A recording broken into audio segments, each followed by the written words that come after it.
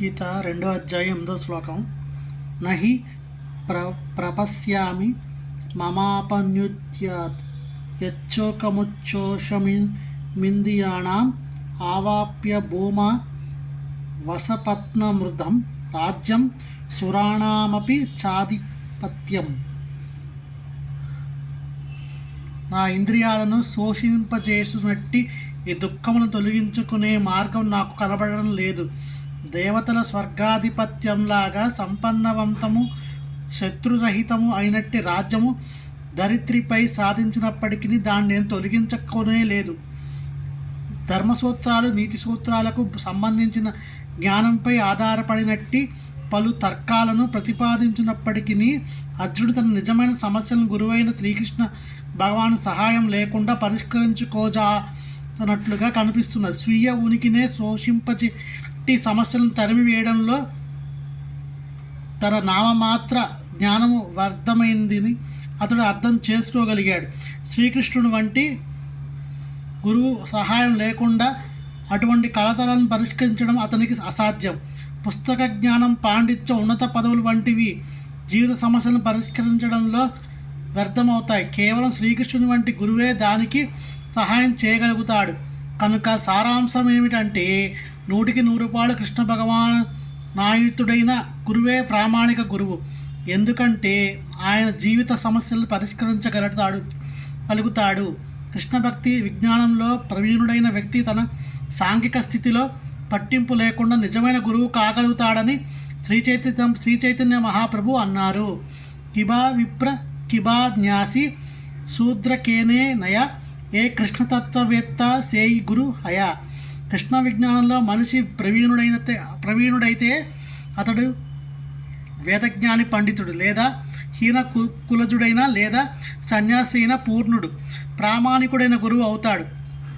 కనుక కృష్ణ భక్తి విజ్ఞానంలో ప్రవీణుడు కాకుండా ఎవడు ప్రామాణిక గురువు కాలేడు. వేదవాజ్యంలో కూడా ఇది ఈ విధంగా చెప్పబడింది.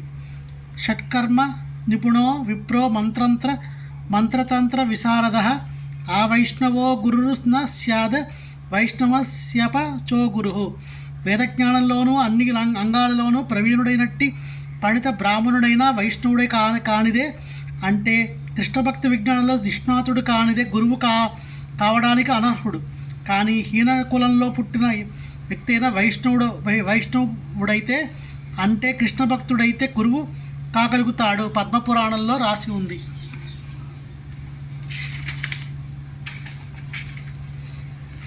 జన్మము, ముసలితనము, వ్యాధి, మరణం అనే సాంసార క్లేశాలు ధనము కూడబెట్టడం ద్వారా, ఆర్థిక అభివృద్ధి ద్వారా తొలగించబడవు. ప్రపంచంలో చాలా చోట్ల సమస్త జీవన సౌకర్యములతో నిండిన దేశాలున్నాయి.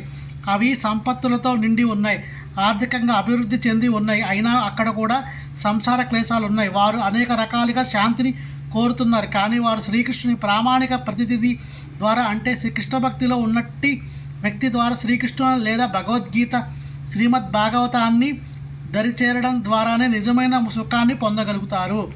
ఆర్థికాభివృద్ధి, లౌకిక సౌఖ్యాలు మానవుని కుటుంబ, సాంఘిక, జాతీయ లేదా అంతర్జాతీయ శోకాలను తొలగింపగలిగి ఉంటే భూమిపై శత్రురహిత రాజ్యమైన లేదా స్వర్గమందలి దేవతలు ఉన్నటువంటి ఆధిపత్యమైనను తన శోకాన్ని పోగొట్టజాలవని అర్జునుడు అనేవాడు కాదు. అందుకే అతడు కృష్ణ భక్తి భావనలో శరణుదొచ్చాడు. శాంతి సామరస్యాలకు అదే చక్కని మార్గము. ఆర్థికాభివృద్ధి లేదా ఆధిపత్యం అనే ప్రకృతి ప్రళయంలో ఏ క్షణమైనా నశించిపోతాయి. ఇప్పుడు మానవులు చంద్రలోకాన్ని చేరగోరినట్లు ఉన్నత లోకాలు చేరే ప్రయత్నంలో కూడా ఒక్క దెబ్బలు నశించిపోతుంది. భగవద్గీత ఈ విషయాన్ని క్షిణే పుణ్యే మర్తలోకం విసంతి, పుణ్యకర్మలు ఫలము నశించినప్పుడు జీవుడు అనంత శిఖరం నుండి ఆదోజీవన స్థితికి తిరిగి పతనం చెందుతాడు అని ధ్రువపరిచింది. ప్రపంచంలో చాలామంది రాజకీయ నాయకులు ఈ విధంగా పతనం చెందారు. అటువంటి పతనాలు కేవలం మరింత శోకానికి కారణమవుతాయి. కనుక మనం మంచిని కోరుతూ శోకాన్ని నివారింపగోరితే అర్జునుడు కోరినట్లుగా శ్రీకృష్ణుని ఆశ్రయించాలి. అంటే తన సమస్యలు నిశ్చయంగా పరిష్కరించమని అర్జునుడు శ్రీకృష్ణుడు అడిగాడు. ఇదే కృష్ణ భక్తి భావన విధానము. హరే కృష్ణ.